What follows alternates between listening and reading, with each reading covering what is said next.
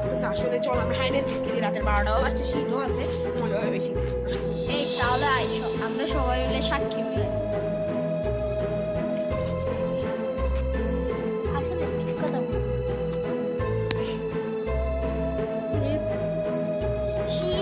আমি তো আরে আমি চোর হলাম, আমি বলতেছি তাহলে তোমরা লুকাও। ঠিক আছে ঠিক আছে, আমরা পালাচ্ছি।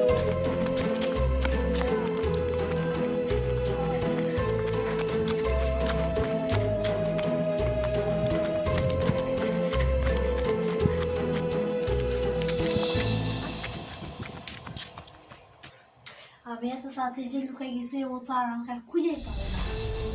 স্বপ্নীল, হেই স্বপ্নীল, স্বপ্নীল। কেউ নাই এখানে, তো আসলে কেউ নেই। কে রাখে আমাকে এত রাতে?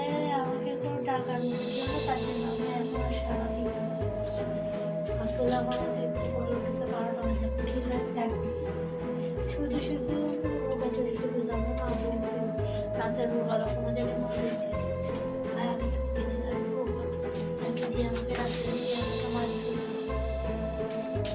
ওদেরকে তো ফোন দিকে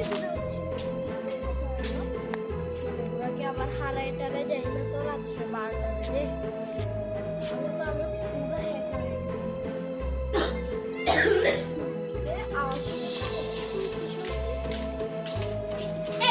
স্বপ্নে লাগছে, এই স্বপ্নে জামাই আরো একজন বাকি। ইয়েস ইয়েস, হয় আমি শেষ পর্যন্ত ধরো পাই গেলাম। আমি তোমাকে 10 টাকা দিব, কাব্য কোথায় বলো না? সত্যি জানি কাব্য কোথায় লিখেছে? আরে 10 টাকা না, আমি 100 টাকাও দিব, প্লিজ বলো না। সত্যি আমি জানি না এই যে কোন লুকাইছে। আমি একদিকে দৌড়েছিলাম, ও একদিকে দৌড়েছিল, আমি কেমনে জানবো আপনার কোথায়? অনেক রাত হয়েছে, চলো আমরা ওকে গিয়ে খুঁজি, বাসায়ও তো যেতে হবে। তাহলে আমরা দুজন একসাথে খুঁজি, তাহলে আমরা পেয়ে যাবো কাব্যকে। কাব্য, এই কাব্য, কি ডাকে আমাকে? কাব্য, এত রাতে কে ডাকে? সারা দাও। এত রাতে কে ডাকে আমাকে? দেখি, হ্যাঁ কে আমাকে কে ডাকে? দেখি কে ডাকতেছে আমাকে? এত রাতে তো কেউ ডাকার নাই, দেখি কে ডাকে?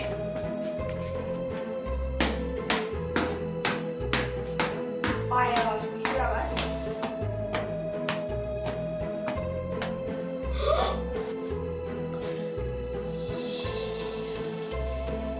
গো।